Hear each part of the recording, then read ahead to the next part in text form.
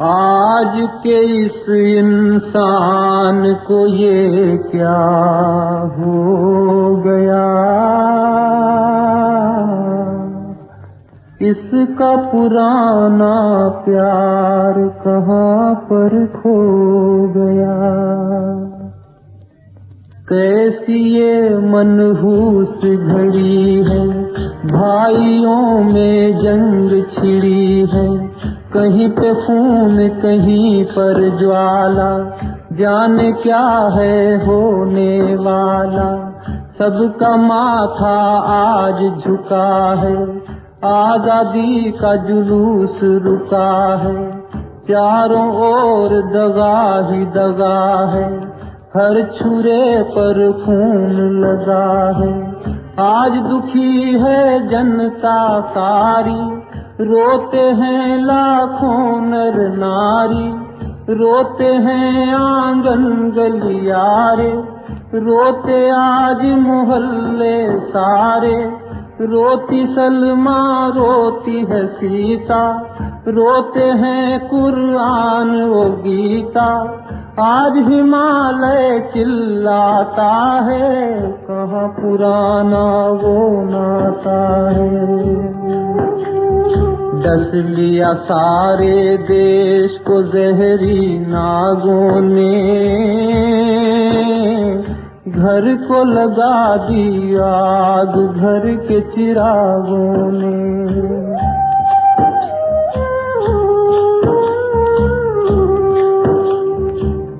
अपना देश वो देश था भाई, लाखों बार मुसीबत आई, इंसानों ने जान गंवाई, पर बहनों की लाज बचाई।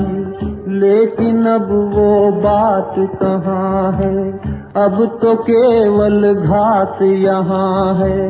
चल रही है उल्टी हवाएं, कांप रही थर थर अबलाएं।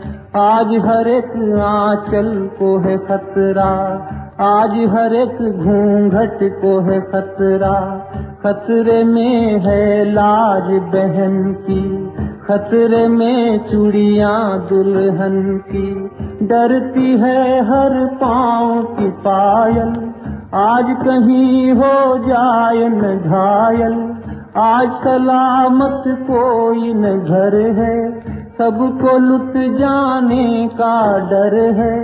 हमने अपने वतन को देखा, आदमी के पतन को देखा। आज तो बहनों पर भी हमला होता है, दूर किसी कोने में मजहब रोता है।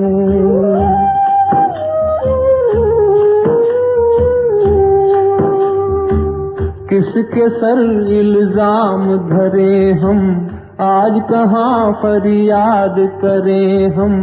करते हैं जो आज लड़ाई, सबके सब हैं अपने ही भाई, सबके सब हैं यहाँ अपराधी। हाय मोहब्बत सबने भुला दी, आज बही जो खून की धारा, दोषी उसका समाज है सारा।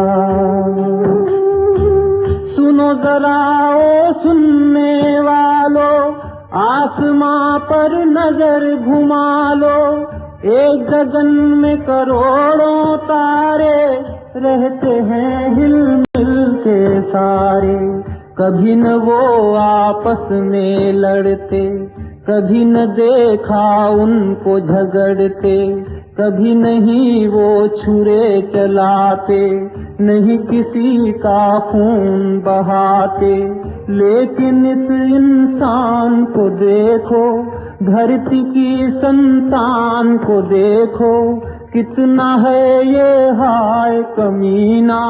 इसने लाखों का सुख छीना, की है इसने जो आज तबाही, देंगे उसकी ये मुखड़े गवाही। आपस की दुश्मनी का ये अंजाम हुआ, हंसने लगी, देश बदनाम हुआ।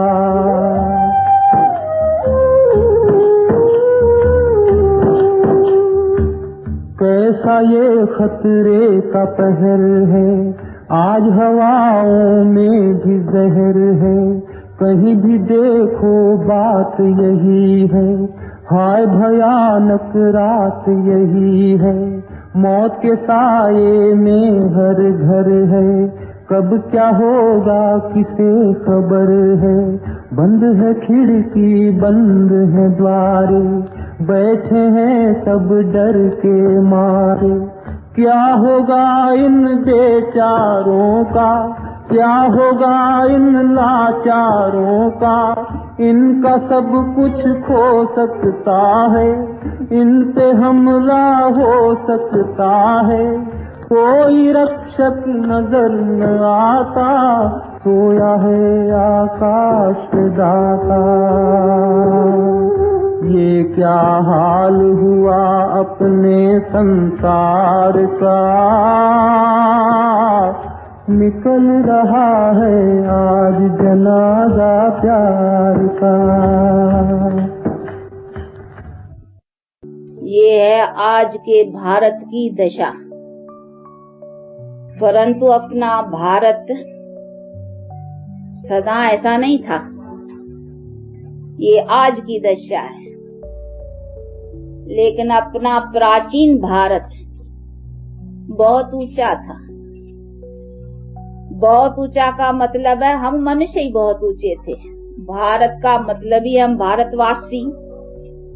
तो मनुष्य की लाइफ बहुत ऊंची थी, और जब भारत ऊंचा था अथवा हम भारतवासी ऊंचे थे, उसी टाइम पर ही सारी दुनिया सुखी थी। आज भारत भी नीचे तो सारी दुनिया कहेंगे। आज दुख और अशांति के आवाज के सिवाय और कोई आवाज है ही नहीं। तो ये चीज समझने की है कि आज हमारी ऐसी दशा क्यों हुई है। क्या अभी ऐसी दशा भी बदल कर करके फिर जो अपनी प्राचीन, जिसको कहते थे, गांधी जी भी कहते थे ना, ये राम राज्य बने। तो राम राज्य भी तो हमारे भारत का प्राचीन जमाने की बात है ना, जिसको गांधी जी भावना रख कर करके कोशिश की, लेकिन वो प्रैक्टिकल चीज बन नहीं पाई। तो अभी वो प्रैक्टिकल चीज कैसे बनी थी, कैसे बन सकती है, उसके लिए क्या उपाय है, ये भी तो बातें समझने की है ना। तो वो राम राज्य कहो या कहीं जिसको कहते हैं दुनिया स्वर्ग कहो, स्वर्ग का नाम तो उठाते हैं बहुत, कम में कम जब कोई मरता है ना तब तो कहते ही हैं कि स्वर्गवासी हुआ। लेकिन ये पता तो होना चाहिए ना कि स्वर्ग है ही क्या चीज। अंग्रेजी में भी कहते हैं हेवनली अबोर्ड में गया, लेकिन हेवन क्या चीज है। जिसको सुख और शांति का स्थान कहा जाए तो वो भी नॉलेज होना चाहिए कि सुख और शांति की कोई दूसरी दुनिया है, कोई ऊपर है, या यही दुनिया जिसमें हम हैं, इसी दुनिया की लाइफ की स्टेज कुछ बदलने की है।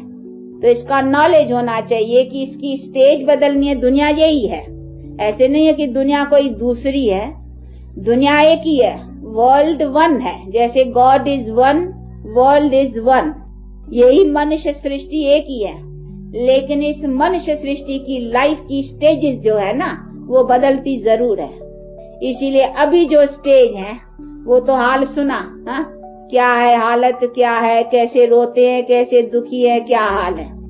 लेकिन ऐसे नहीं कहेंगे कि हमारी सदाई कोई दुनिया ऐसी थी, नहीं। वो भी दुनिया थी जिसको आज स्वर्ग कहने में आता था, सुख शांति वाली दुनिया कहने में आती थी, जिसकी भावना कोई राम राज्य में रखी, किन्होंने स्वर्ग के नाम से रखी है, किन्होंने कुछ नाम से रखी है। लेकिन वो हमारी जो स्टेज थी, जिस भारत के लिए नाम भी देते हैं गोल्डन स्पैरो था, तो वो कौन सी स्टेज और कैसे बनी थी, उसमें हमारी क्या लाइफ थी जो आज नहीं है। तो उन बातों को समझना चाहिए। जब भी समझेंगे तभी तो ऐसी लाइफ को बना सकेंगे ना। तो ये है अभी रोशनी मिल रही है जहाँ आप पधारे हो। आप लोगों को मालूम हो, क्योंकि आज थोड़े नए कुछ आए हुए हैं, इसीलिए जरा समझाया जाता है कि जहाँ आप पधारे हो यहाँ की एम एंड ऑब्जेक्ट है ही वो ही कि हमारी प्राचीन जो लाइफ की स्टेज थी, अथवा हमारी दुनिया जो सुख और शांति वाली थी वो कैसे बनी थी और कभी बनी थी, उसका अभी फिर से कैसे टाइम आया हुआ है। और ये हम भी उस परमपिता परमात्मा के द्वारा अभी इसी बातों को समझकर, क्योंकि इसी बातों को जानने वाला है ही एक, सवाए परमात्मा के हमको इसी सभी बातों की रोशनी कोई मनुष्य नहीं दे सकता है। इसीलिए इन बातों की रोशनी उसको ही है, उसको माना परमपिता परमात्मा को, जिसको ही कहा जाता है नॉलेजफुल। वो हमारे सारे कर्म गति को जानने वाला है, तो वही तो बता सकेगा ना। और उसने ही कहा है कि यदा यदा धर्मस्य ग्लानिर्भवति भारत, जब जब अधर्म होता है तब तब मैं आता हूँ। काहे के लिए आता हूँ? इसीलिए कि इस बातों की समझ दे करके ऐसी दुनिया बनाने के लिए। तो अभी ये वही टाइम है और ये उनकी ही कॉलेज है, परमपिता परमात्मा की। हम सब स्टूडेंट्स हैं, उनके द्वारा वो सीख रहे हैं कि किस तरह से अभी हम अपने प्रैक्टिकल लाइफ को ऊंच बनाएं, जिसके आधार से जो दुनिया हम चाहते हैं अथवा हम अपने लाइफ में सुख शांति चाहते हैं वो हमको कैसे प्राप्त हो। क्योंकि मनुष्य दुखी जो होता है ना, दुख कहाँ से होता है? दुख को भी समझना चाहिए। दुख किसी बातों से होता है। देखो, मनुष्य को रोग होता है तो दुखी होता है, अकाले मृत्यु होता है तो दुख होता है, निर्धनता होती है तो दुख होता है, लड़ाई झगड़े होते हैं तो दुख होता है। यही दुख के कारण है नहीं। अभी अगर हमारे लाइफ में ये बातें न हो फिर तो ठीक है ना, फिर तो हमारी जीवन, हमारे पास कभी रोगी ना आवे, कभी अकाले मृत्यु न हो, यानी मरने जीने का बल हमारे पास हो, और कभी लड़ाई झगड़े और निर्धनता आदि ये सभी बातें न हो, फिर तो हमारी जीवन सुखी हो, फिर तो ठीक ही है ना। लेकिन ये होवे कैसे?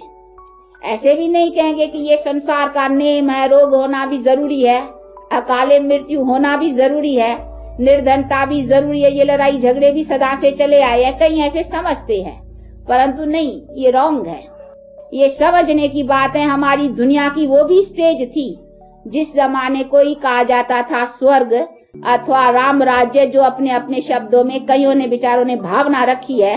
परंतु वो प्रैक्टिकल चीज कैसी थी, किस तरह से बनी थी, उनका प्रैक्टिकल चित्र किसी के पास न होने की, तो वो प्रैक्टिकल जानने वाला है ना, परमात्मा, वही बता सकती हैं। तो अभी उसने क्या बताया है और समझा रहे हैं कि उनका है कि हमारे जीवन में कभी रोग नहीं था, हमारे जीवन में कभी अकाले मृत्यु यानी बिगड़ टाइम।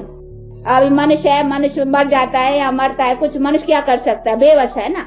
पर तो नहीं, हमारे में वो बल था कि हम अपने शरीर को अपने टाइम पर अपने बल से उतारते थे। उतारते का मतलब छोड़ते थे। जब बाल युवा वृद्ध स्टेज कंप्लीट होती थी तब टाइम और मालूम पड़ता था कि अभी हमारा समय हुआ है, अभी इस शरीर को छोड़ना है और शरीर लेना है, तो वो बल था। लेकिन आज वो ताकत नहीं है। तो ये सभी ताकत हमारी क्यों चली गई है? जरूर है कि हमारे कर्म की गिरावट हुई है, जिसको कहे कर्म भ्रष्ट।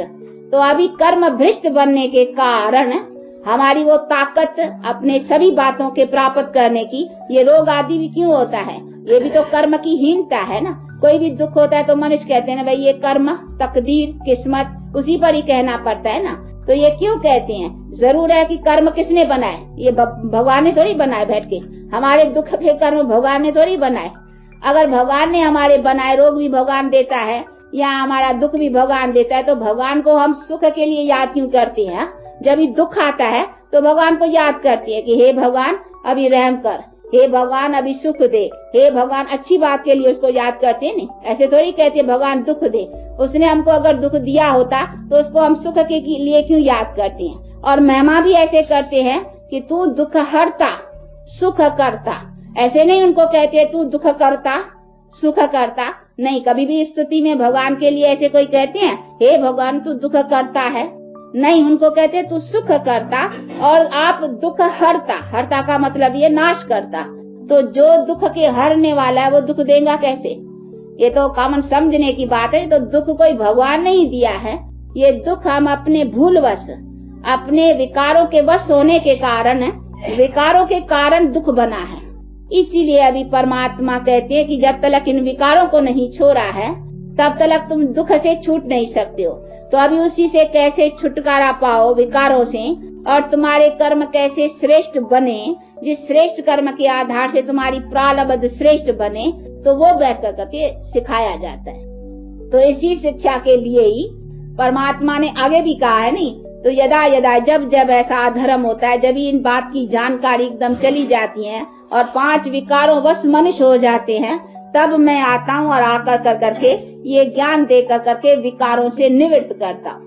तो ये है उसी का एक कॉलेज। उसने बैठ कर के लिए एक अर्जुन को नहीं समझाया था, ये तो गीता शास्त्र बनाया है, वो तो पीछे शास्त्रकारों ने बैठ कर करके एक फॉर्म से एक शास्त्र बनाया, परंतु प्रैक्टिकल में तो कहीं एक के लिए तो नहीं आया ना। वो तो नर नारियों को बैठ कर करके शिक्षा दी है, जैसे दे रहे हैं। हम भी तो अभी उनके द्वारा ये शिक्षा पा रहे हैं, जो सबका पिता है, आप लोगों का, हमारा कोई अकेला हमारा थोड़ी है, सबका है, सारी दुनिया का, सभी मनुष्य मात्र का, सभी धर्म का, सबका बाप तो एक ही है नहीं, परमात्मा तो एक ही को कहेंगे ना। इनकॉर्पोरियल गॉड, निराकार परमात्मा एक ही को कहा जाता है, और उसको सब मानते हैं और सब कहते हैं गॉड इज वन। तो वो वन तो एक ही चीज है ना, कोई मनुष्य की तो बात ही नहीं है ना। और जो भी धर्म स्थापिकाएं हैं तो उन्होंने भी कहा कि हम खुद अपने को गॉड नहीं कहा। देखो गुरु नानक देव है, उसने भी अपने को कोई परमात्मा नहीं कहा। क्राइस्ट था तो उसने भी अपने को कोई परमात्मा नहीं कहा, उसने भी कहा मैं सन ऑफ गॉड हूँ, not God but son of God. और जो भी आए हैं धर्म स्थापित, उन्होंने कोई अपने को परमात्मा नहीं कहा, उन्होंने भी परमात्मा के तरफ अंगुली उठाई, अर्थात उसके तरफ इशारा किया। तो इसका मतलब है परमात्मा तो एक निराकार हो गया ना, और उसी निराकार को ही सब मानेंगे। ऐसे तो नहीं है ना जो धर्म के स्थापन करने वाले हैं उनको सब मानेंगे, नहीं, वो तो हर एक अपने अपने धर्म, जैसे गुरु नानक देव है, हाँ वो सिख धर्म वाले या जिसी धर्म वाले जो मानते हैं वही, सब तो उसको नहीं मानेंगे ना। तो वो तो हो गए धर्म स्थापित। लेकिन उन्हों का भी जो पिता निराकार परमात्मा, जिसको ही कहा जाता है authority, world all mighty authority, अभी वो वर्ल्ड ऑल माइटी अथॉरिटी हमारे सारी कर्म गति को जानता है, इसीलिए उसका भी टाइम है एक बार आकर करके, और उसने ही कहा है कि जब जब ऐसा अधर्म होता है तब तब मैं आकर कर करके सभी के कर्म गति का नॉलेज देता हूँ, और कर्म को कैसे श्रेष्ठ बनाओ वो आकर करके समझाता हूँ। तो अभी जहाँ पधारे हो, ये कोई हमारी कॉलेज या हमारा स्कूल, हम भी स्टूडेंट है, लेकिन पढ़ाने वाला जो है ना वो वही है। वो बैठ कर करके अभी समझा रहा है कि किस तरह से हमारी जीवन गिरी है, ये दुख कैसे हुआ है, क्यों हुआ है, हमारी आगे लाइफ क्या थी। खाली हमको रोते या पुकारने से तो काम नहीं होगा ना, परंतु वो हमारी स्थिति कैसे बने वो प्रैक्टिकल बैठ करके समझाती है कि ये 5 विकारी हैं जो मनुष्य को गिराते हैं, उसी से ही मनुष्य के कर्म भ्रष्ट बनते हैं। अभी उसको कैसे सुधारो, जिसी के सुधारने से तुम्हारे कर्म श्रेष्ठ बनेंगे, और उसी श्रेष्ठ कर्म से तुम्हारी प्रारब्ध श्रेष्ठ बनेगी, जिसके आधार से फिर तुम्हारे लाइफ में सदा सुख प्राप्त होगा, यानी एवर हेल्दी, एवर वेल्दी और एवर हैप्पी, यानी सदा सुख के जो साधन है वो प्राप्त रहेंगे।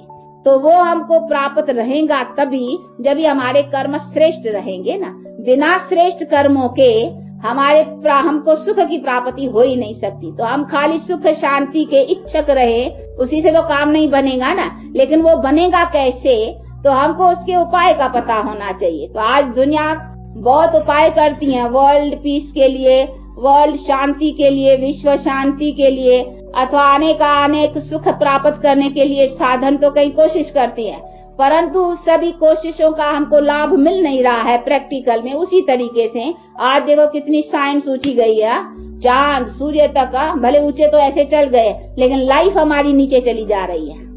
तो हमारी लाइफ को कैसे ऊंचा उठाया जाए और हमारी लाइफ कैसे ऊंची उठे, उसका फाउंडेशन कौन सा है? उसका फाउंडेशन है प्योरिटी।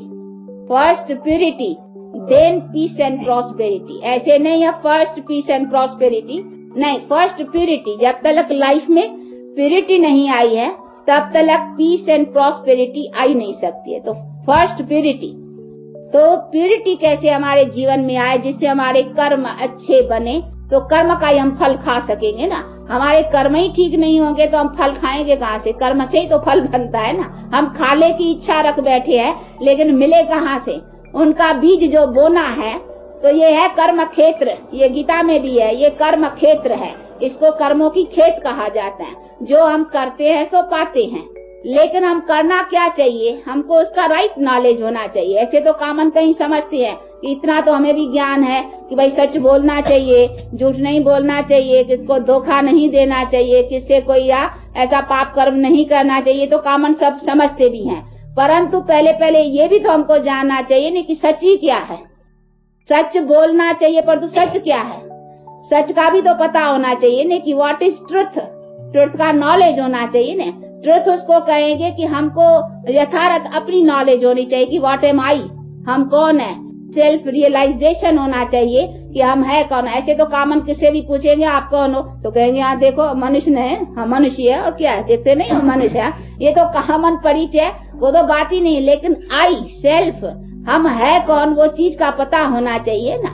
तो हम है आत्मा, आत्मा को अपना ज्ञान होना चाहिए, और हमारा कैसा कर्म के साथ संबंध है, हम किस कर्मों से श्रेष्ठ बन सकते हैं और किस कर्मों के कारण नीचे गिरे हैं, इन सब बातों का यथार्थ नॉलेज होना चाहिए ना। तो हमको अपना और अपने क्रिएटर का, परमपिता परमात्मा का, जिससे ही हमको बल मिलेगा, ताकत मिलेगी, उनका नॉलेज, और हमको अपने कर्म का नॉलेज, इन सब बातों की यथार्थ नॉलेज होनी चाहिए। तो यथार्थ नॉलेज को ही सच कहा जाएगा।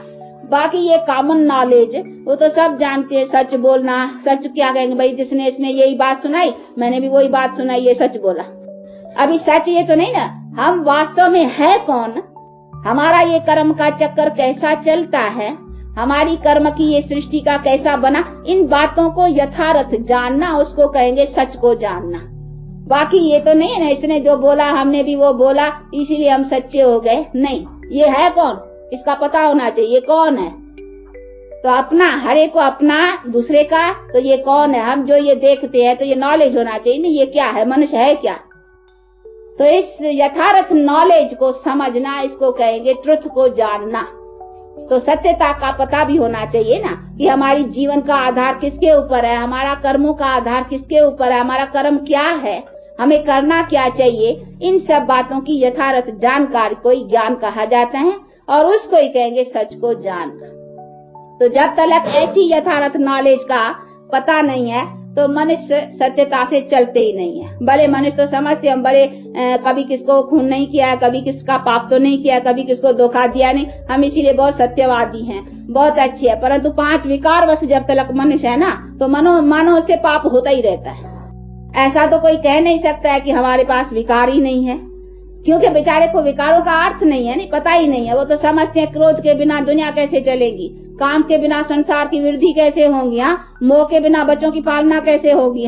वो कहीं ऐसे समझते हैं कि 5 विकार के बिना संसार का काम ही नहीं चलेगा, परंतु ये रॉन्ग है। हमारा संसार विकारों के सिवाय सदा सुखी था, जिसको ही कहा जाता था स्वर्ग। स्वर्ग में स्वर्गवासी मनुष्य जो थे क्या विकारी थे। हमारे पूज्य श्री लक्ष्मी, श्री नारायण, श्री सीता, श्री राम, जो गांधी जी राम राज्य की भावना रखता था, उसी जमाने की बात है। क्या उन्हीं समय में विकार था? अगर उनको विकार तो आज उनके चित्र मंदिरों में क्यों पूजे जाते हैं? आज जब मंदिरों में जाते हो, लक्ष्मी नारायण के मंदिर में जाते हो, तो आप उनके आगे क्या कहते हो? आप सर्वगुण संपन्न, 16 कला संपूर्ण, संपूर्ण निर्विकारी, ऐसे कहते हो ना। क्या आप कहते हो आप सर्वगुण अपूर्ण, आप विकारी? ऐसे तो नहीं है ना। उनको निर्विकारी क्यों कहते हो? जरूर कंट्रास्ट है ना, विकार और निर्विकार का कोई तो कंट्रास्ट है ना। तो इसी सभी बातों को भी समझना है ना। और अपने को कहते हैं हम विकारी, हम पापी, हम नीच, हम कपट। अपने को ऐसे कहेंगे, उनको कहेंगे आप संपूर्ण, आप सर्वगुण संपन्न, 16 कला संपूर्ण, संपूर्ण निर्विकार। देवताओं को ऐसे कहते हैं, तो क्यों कहते हैं? जरूर कोई कंट्रास्ट है ना। और अंग्रेजी में भी कहते हैं वाइसलेस और विशस, तो फर्क है ना विशस में और वाइसलेस में। तो विशस किसको कहेंगे? जिसमें वाइसेस है, तो वाइसेस किसको कहा जाता है? तो ये भी समझने की बात है। नहीं तो वाइसलेस ऐसे नहीं, अब निर्विकार का मतलब ही है वाइसलेस, तो उसकी माना वाइसेस का लेस चाहिए ना। कहते वाइसलेस तो माना वाइसेस नहीं, उनको कहेंगे लेस। बाकी ऐसे नहीं है कि ये विकारों के बिना दुनिया कैसे चलेगी, फिर उसको वाइसलेस कैसे कहेंगे? तो वाइसलेस वर्ड का भी अर्थ का समझना है ना। तो ये सभी चीजों को समझना है कि हमारी दुनिया उसी बल से चली हुई है जिसमें हमारे पास विकारों का बल नहीं। विकार कोई बल नहीं है, विकार से तो हम गिरे हैं ना। तो ये सभी चीजों को समझना है, इसीलिए इस बातों को समझ कर करके हम अपने संसार को कैसे ऊंचा उठाएं और उसके लिए हमें क्या करना चाहिए और किस तरह से हम ऊंचे हो सकते हैं, उसको यथार्थ समझना, उसको ही कहेंगे सच को जानना। इसीलिए कहा जाता है गॉड इज ट्रुथ, यानी इसी सत्यता को परमात्मा ही जानता है। ट्रुथ को परमात्मा ही जानता, और कोई जान ही नहीं सकता है। इसीलिए तो बेचारे मनुष्य नहीं जानते ना, तब तो कहते नहीं तो न भाई ये तो संसार ऐसा ही चलेगा। परंतु संसार कैसे चलेगा? अगर ऐसा ही चलेगा तो चला के दिखाओ ना। आज क्यों संसार अशांत दुख हुआ है? ऐसा ही चलेगा तो चला रहे हैं नहीं संसार, फिर उसमें चला क्यों रहे हो? अशांत है, दुख है, देखो हाहाकार लगी हो गई है ना। ये देखा नहीं, सुना नहीं, गीत में भी देखो ना आज हमारा भारत क्या है। तो ये क्यों है? अगर हम चला के जानते तो दिखाओ ना चला करके। फिर संसार क्यों हमारा दुख और अशांति में आ चुका हुआ है? इसीलिए बाप कहते हैं मनुष्य तुम नहीं जानते हो, मैं जानता हूँ कि तुम्हारा संसार कैसे सुखी बनेगा। इसीलिए अभी परमात्मा के द्वारा ये रोशनी मिल रही है कि किस तरह से हम मनुष्य अपने संसार को सुखी बनाए। इसका ज्ञान कोई मनुष्य के पास नहीं, इसका ज्ञान उसी ज्ञान दाता के पास, जिसको ही कहा जाता है नॉलेजफुल गॉड अथवा ज्ञानी जाननहार या ज्ञान सागर। ये किसको कहा जाता है? परमात्मा को। तो परमात्मा के पास ही हमारे मनुष्य का यथार्थ नॉलेज है कि मनुष्य की कंप्लीट स्टेज कौन सी है। तो हमारी कंप्लीट स्टेज कौन सी है और कैसे बने, उनकी हमको नॉलेज चाहिए। उसको ही कहेंगे सत्यता को जानना, जिससे हम सच पर सच्चे बने और प्रैक्टिकल लाइफ हमारी वो ऊंची बने। जब तक ऐसी लाइफ नहीं बनी है तब तक मानो हम सत्यता को जानते ही नहीं है। बाकी ये कॉमन सत्यता, किसी ने कुछ कहा हमने भी वही सुनाया, तो उसको थोड़ी सत्यता कहेंगे। सत्यता है कि हमारी लाइफ की सत्यता क्या है, वास्तविकता क्या है, जिसको हम जान कर करके उसी वास्तविकता को प्राप्त करें, तो उसको कहेंगे सत्यता।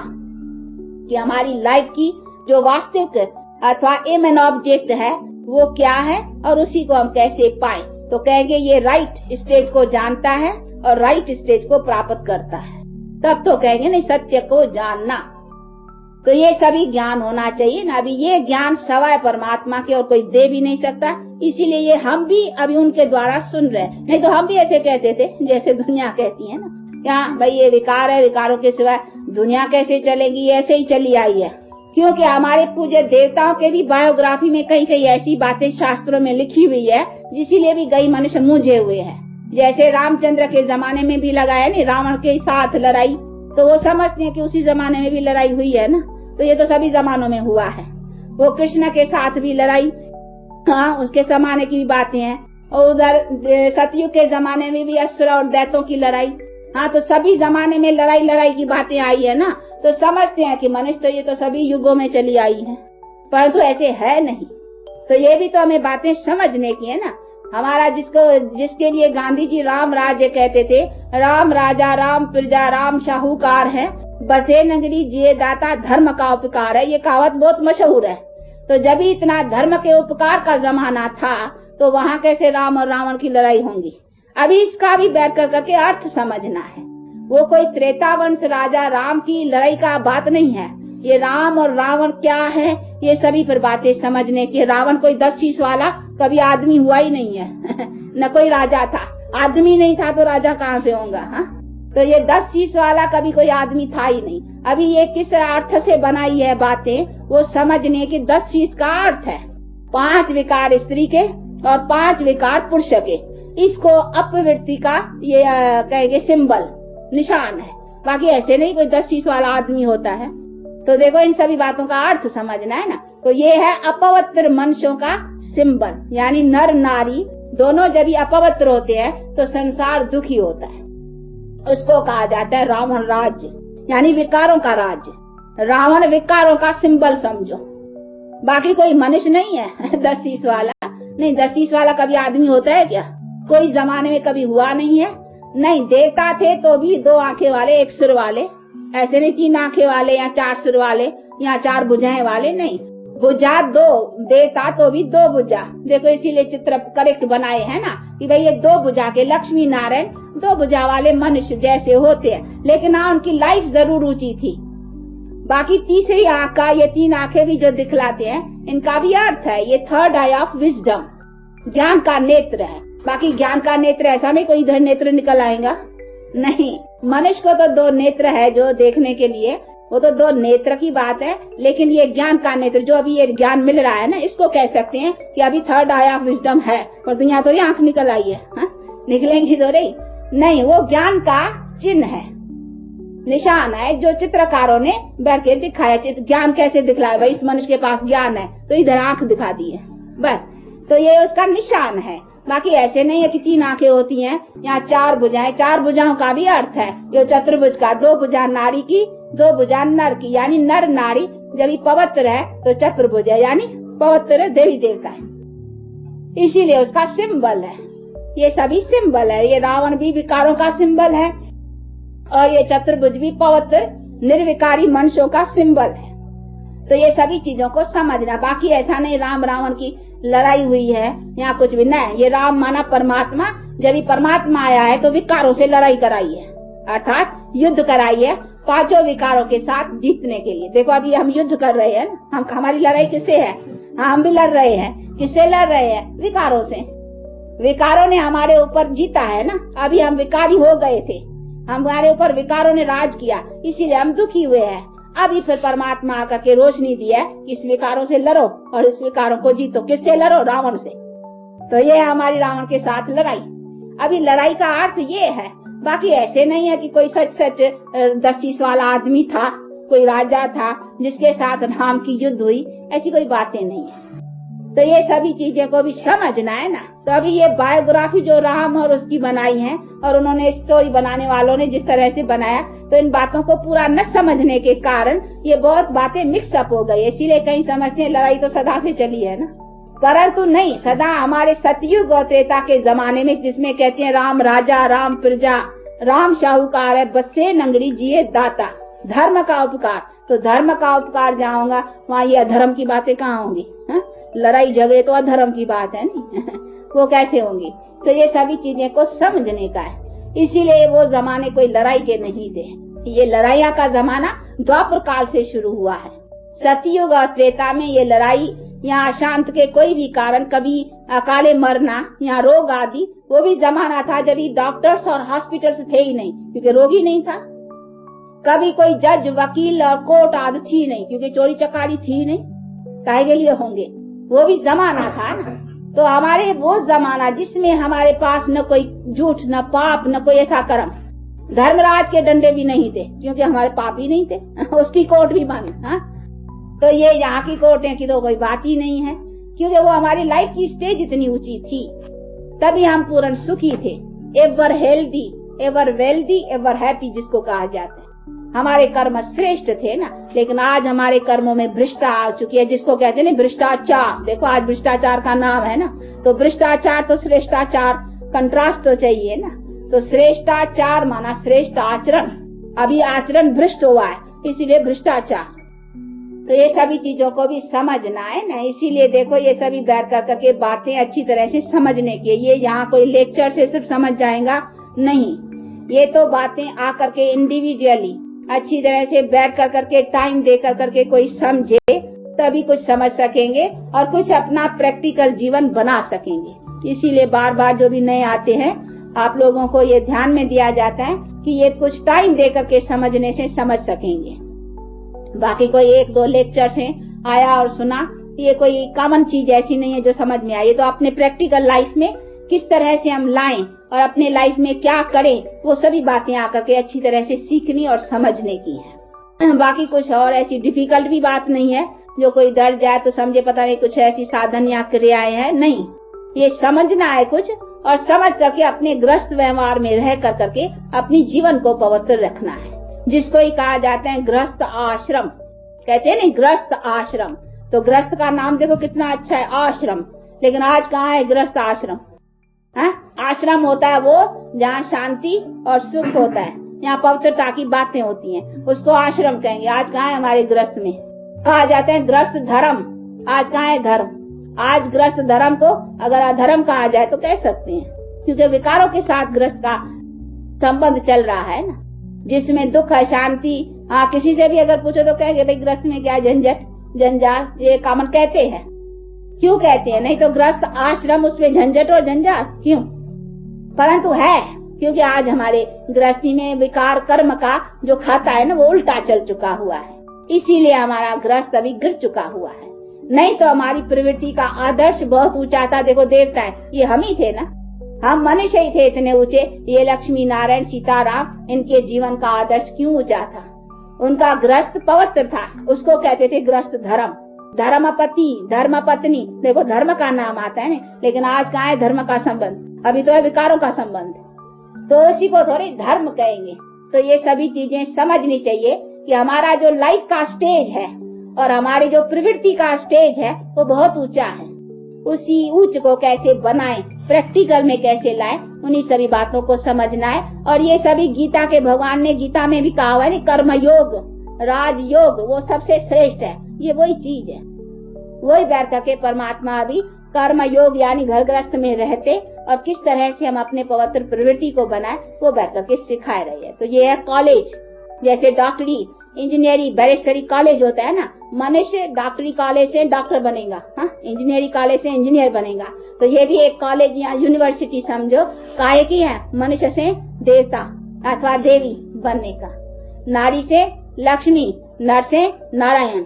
अभी बनना हो तो फिर वेलकम, समझा? हाँ, तो इसकी स्टेटस बतला देते हैं एम एंड ऑब्जेक्ट कि नर कितना ऊंचा है, नारी कितनी ऊंची है। नारी नहीं तो लक्ष्मी है, पर लक्ष्मी कहने की नहीं, प्रैक्टिकल चाहिए ना, लाइफ चाहिए। और नर नारायण है, नारायण का मतलब है पवित्र। तो मनुष्य नर नारी इतने ऊंचे हैं। अभी ऐसी प्रवृत्ति अपनी बनानी है, उसकी ये कॉलेज है। किस तरह से हम अपने घर गृहस्थ में रहते प्रवृत्ति को पवित्र बनाएं, उसी को कैसे प्रैक्टिकल में लाएं वो समझना और प्रैक्टिकल बनाना है। तो ये आप लोगों को ये मैन ऑब्जेक्ट सुनाते हैं। बाकी बनना और प्रैक्टिकल में आना उसके लिए तो फिर थोड़ा टाइम देकर करके समझेंगे तो समझ सकेंगे। अच्छा अभी टाइम हुआ है इसीलिए अभी इसको 2 मिनट साइलेंस। ऐसा हाल होता है तब मैं आता हूँ, यदा यदा धर्मस्य गिलानिर, जब जब अधर्म होता है तब मैं आता हूँ। तो अभी ये हाल है। अभी बाप आकर करके समझा रहा है कि अभी कैसे अपने संसार को फिर अच्छा बनाओ। बनाएंगे तो हम ही ना, बिगाड़ा भी हमने है, बनाना भी हम है, क्योंकि हमारे कर्म से बिगड़ा है। अभी हमको अपने कर्म श्रेष्ठ से फिर सुधारना है। तो हम कैसे श्रेष्ठ कर्म बनाए, उसने तो अपना कॉलेज खोला है। अभी जो आकर करके सीखेगा वही इस श्रेष्ठ कर्म की धारणा कर करके ऐसे संसार का लायक बनेगा। क्योंकि अभी दुनिया की हालात अनुसार ये भी समझना है कि अभी दुनिया के चेंज का टाइम आया हुआ है, परंतु आएगा चेंज तभी जब हम अपने लाइफ में भी चेंज ले आएंगे ना। जो लाएगा वही ऐसी चेंज वर्ल्ड की, यानी जो आगे आने वाली फ्यूचर वर्ल्ड, जिसको गोल्डन एजेड वर्ल्ड कहा जाए, ये अभी है आयरन एजेड। तो इसको कैसे चेंज होना है, ये अभी कैसे वर्ल्ड डिस्ट्रक्शन का और वर्ल्ड कंस्ट्रक्शन का टाइम है। तो ये सभी चीजों को समझना है। इसलिए थोड़े टाइम में तो ये सभी बातें समझाई भी नहीं जा सकती हैं। इसलिए कोई नए आए हैं तो आप लोगों को राय है कि इसको कुछ टाइम देकर करके आकर के समझेंगे तो बहुत अच्छा है और बहुत कुछ अपने जीवन का लाभ पा सकेंगे।